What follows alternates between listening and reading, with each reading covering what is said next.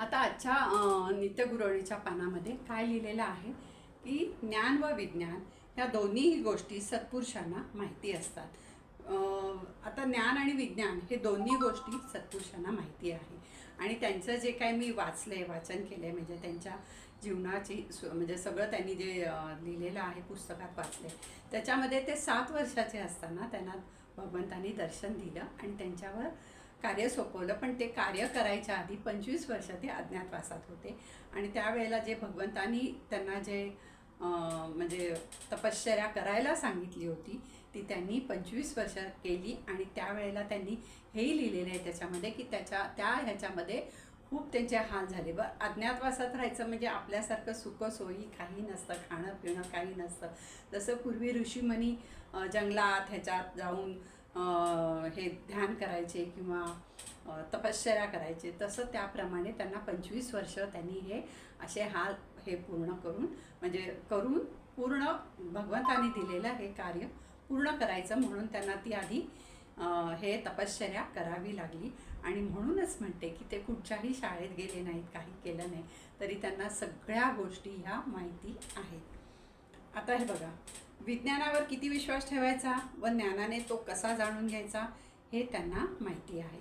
म्हणजे विज्ञान आहे त्याच्यावर किती विश्वास ठेवायचा आणि त्यांच्या आत्मज्ञानाने कसं त्याचे जाणून घ्यायचं हे त्यांना माहिती आहे. यासाठी सत्पुरुष म्हणतात त्वम ज्ञानमयो विज्ञानमयोसी. म्हणजे सत्पुरुषांची जागा हे सर्व शिकण्यासाठीच आहे. म्हणजे तुम्ही तिथे असं म्हणू शकत नाही. आता मी नगरला जाते, आता तुम्हाला सांगते मी हे मध्येच, पण नगरला जाते तिथे इतके म्हणजे डॉक्टर म्हणजे मोठे मोठे लोक अगदी येतात. म्हणजे जे शिक्षण त्यांचं खूप झालेलं आहे असे लोक येतात. पण ते सुद्धा सद्गुरू जेव्हा होते तेव्हा त्यांच्या पायाशी येऊन नतमस्तक होतात. म्हणजे तिथेही त्यांच्या शिक्षणाचं काही नसतं, त्याच्याही पेक्षा जास्त सद्गुरूंना सगळं माहीत असतं. त्यामुळे कुठेही शिक्षणाचा गर्व किंवा शिक्षण आहे माझ्याकडे आणि आता म्हणून असं काही गर्व करायचा नाही. नतमस्तक व्हायचं आपण ज्यांच्या जे आपले सद्गुरू असतात, आपले देव असतात त्यांच्याशी. ते सगळं आपण जे काय आपली हे आहे म्हणजे शिक्षण वगैरे घेतलं आहे त्याचा तिथे आपण त्यांना सगळं अर्पण करून त्यांच्या पायाशी बसायचं. त्यावेळेला तुम्हाला ते खूपच म्हणजे आशीर्वाद तुम्हाला चांगले मिळतात. त्यांची आज्ञा सावध्य मानावी व त्यानुसार आचरण करावे. म्हणजे जर त्यांनी काही आज्ञा केली तर ती आज्ञा तंतोतंत तशीच पाळावी आणि त्यानुसार आचरण म्हणजे आपली वागणूक तशी ठेवावी. शिक्षण, पैसा, सौंदर्य याचा मद मनुष्याला लवकर चढतो. म्हणजे एखादी व्यक्ती खूप सुंदर असेल तर तिला सौंदर्याचा फार गर्व असतो. एखाद्या व्यक्तीकडे खूप शिक्षण असेल तर त्याला शिक्षणाचा गर्व असतो. म्हणजे त्यांना वाटतं की वा, माझ्याकडे एवढं शिक्षण आहे, मी असं करू शकतो, मी युनिव्हर्सिटीत पहिला आलो किंवा मला इतके टक्के मिळाले.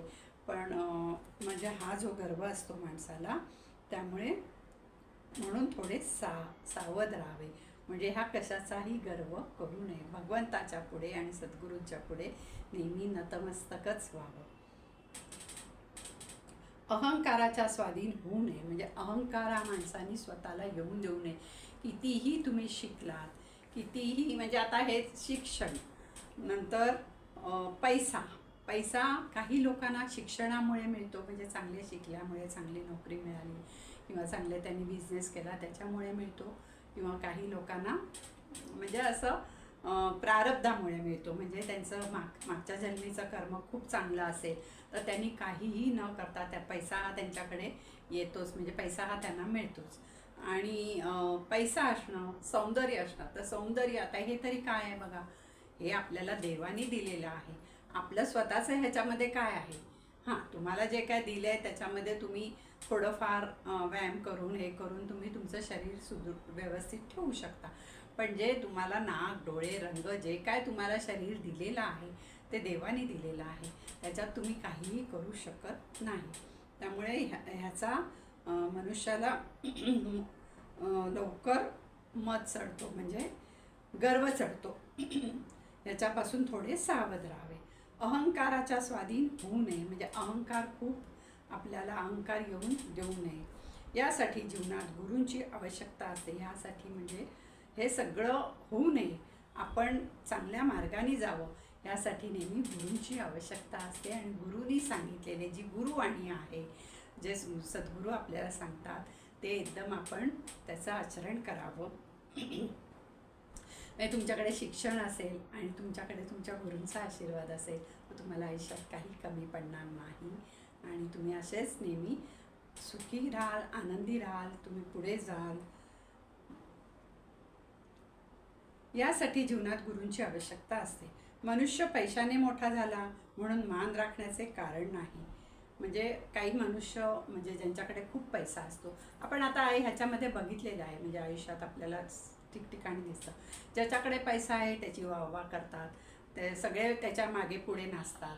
आणि जे गरीब आहेत पण खरंच मनाने चांगले आहेत पण गरीब आहेत, स्वभावाने चांगले आहेत, अशा लोकांना थोडं मागे टाकलं जातं, कोणी विचारत नाही जास्त. म्हणून असं करू नये कधी माणसाने. पैशाने मोठा कारण नाही, पैशाने मोठा झाला तरी मान राखण्याचे कारण नाही. पण मनुष्य गुणाने मोठा झाला तर आवश्यक मान राखावा. म्हणजे गुण त्याचे चांगले असतील, सगळं त्याचं आचरण चांगलं असेल तर त्याचा मान जरूर राखावा, असं सद्गुरू म्हणतात. मान राखताना पैसा सौंदर्य विचारात घेऊ नये, गुणांची पारख करावी. म्हणजे जेव्हा तुम्ही एखाद्याचा मान राखता त्यावेळेला त्याचा पैसा, त्याचं सौंदर्य हे सगळं विचारात घेऊ नये आणि त्याची गुणवत्ता लक्षात घ्यावी आणि गुणांची पारख करावी. आणि अशा तऱ्हेने कधीही पैशाच्या मागे किंवा पैसेवाले लोकांच्या मागे पुढे न करण्यापेक्षा जे गुणी चांगले आचरण करणारी लोक आहेत त्यांचा नेहमी संग असावा. म्हणून सद्गुरू सांगतात की हे जे आहे हे सगळं हे आहे, म्हणजे काय म्हणतात ते, एक ना एक दिवस सगळं जाणारं असतं. माणसाने गर्व केला ना, पैशाचा गर्व केला, पैसा आज आहे तर उद्या नाही. त्यामुळे पैशाचा कधीही गर्व करू नये, सौंदर्याचा कधीही गर्व करू नये. कोणाला कोणता आजार होईल, कोणाला काय होईल, आज माणूस चांगला धडधाकट आहे, उद्या त्याला काय आजार होईल हे काहीही सांगता येत नाही. हे सगळं ईश्वराच्या स्वाधीन आहे. म्हणून जे काही आहे ते ईश्वरावर सोपावं आणि कुठच्याच गोष्टीचा आपण हे करू नये,